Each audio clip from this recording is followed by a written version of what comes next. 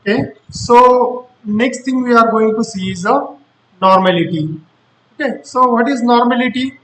The normality is equal to number of equivalent of solutes per liter of solute. So how many number of equivalents of solute per liter of solution, that gives the normality. Okay, so number of equivalent we want to know. So equivalent, what is equivalent? To calculate the normality, we need to know the weight of dissolved solute.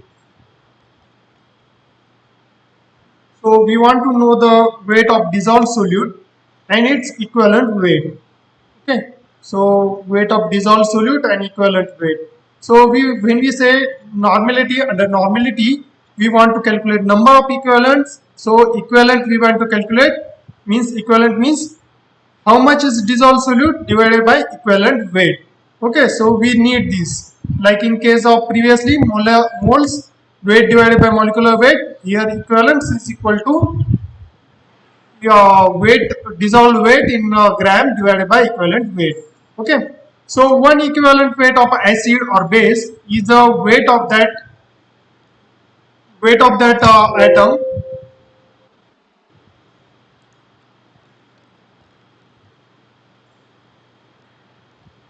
So one equivalent one equivalent of acid or base is weight that contain 1 gram of replaceable hydrogen or 1 gram of replaceable hydroxyl.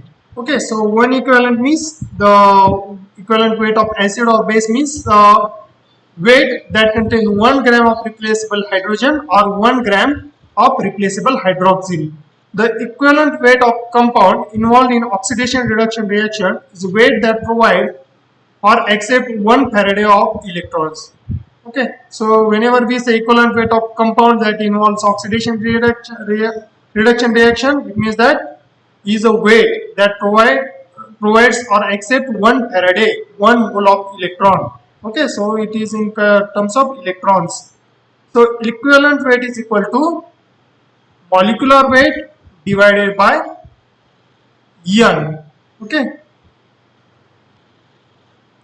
if you see, N is a number of replaceable hydrogen or oxygen, replaceable hydrogen or hydroxyl per molecule for acid or bases.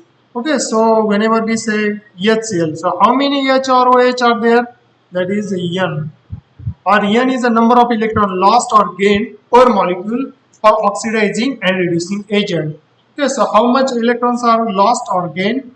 That can be N. So molarity and normality are related. So if you see equation, N is equal to N capital M. So normality is equal to N, that is number of replaceable hydrogen or hydroxyl multiplied by molarity. So here is one example. For example, 0.01 mole solution of H2SO4 is 0.02 normal. Why?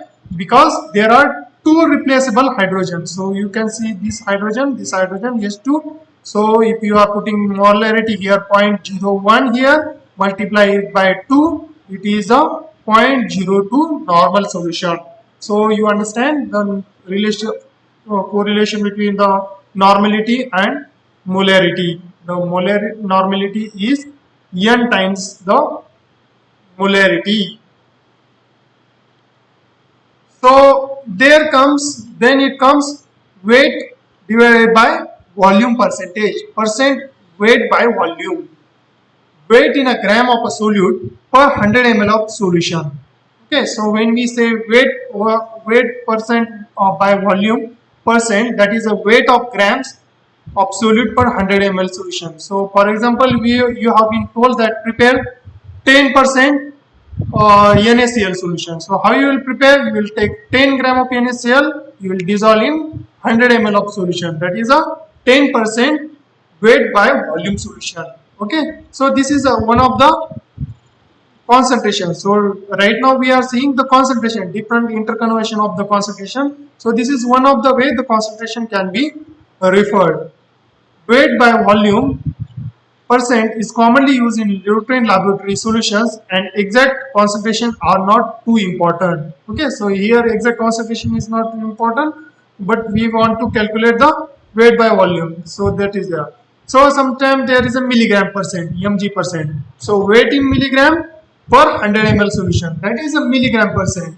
If it is a gram percent, weight in a gram divided by 100 ml.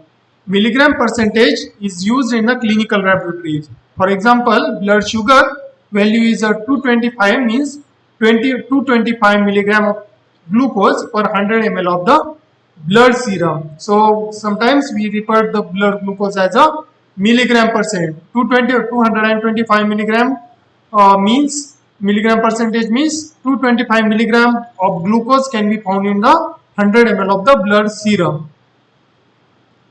Likewise, there is a osmolarity. Osmolarity is a molarity of particles in a solution. So here is a molarity of particles in a solution. So 1 molar solution of non-dissolved solute is 1 osmolar. So 1 molar solution of undissolved solute is also 1 osmolar.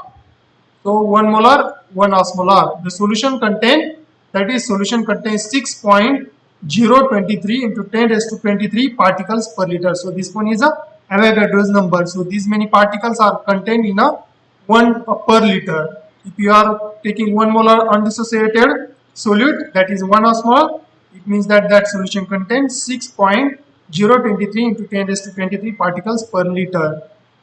1 molar solution of undissolved salt is 1 nanoosmolar. 1 molar solution of undissociated salt is a nanoosmolar, whereas N is the number of ions produced per molecule. Okay, so thus 0.03 molar solution of KCl is a 0.06 osmolar. So KCl, how many ions KCl can produce? 2 ions.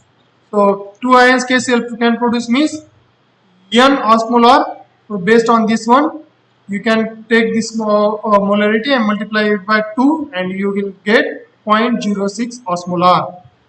Thus, osmolarity is often considered in the physiological studies where tissues and cells must be bathed in a solution of same osmolarity as a cytoplasm in order to prevent the uptake or release of the water.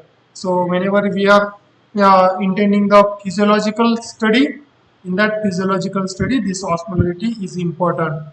The blood plasma is 0.308 osmolar. Okay, so this is the osmolarity of blood plasma, 0.308 osmolar. Thus, red blood cells suspended in a 0.308 osmolar NaCl, that is 0.154 molar, will neither shrink or swell. Okay, so this is very important. So whenever you want to maintain the isotonic solution, you will have to maintain 0.308 osmolarity. That is, if you are taking NaCl, you have to take 0.154 molar. So that is, thus the 0.154 molar NaCl solution is said to be isotonic with respect to the red blood cell. Okay, so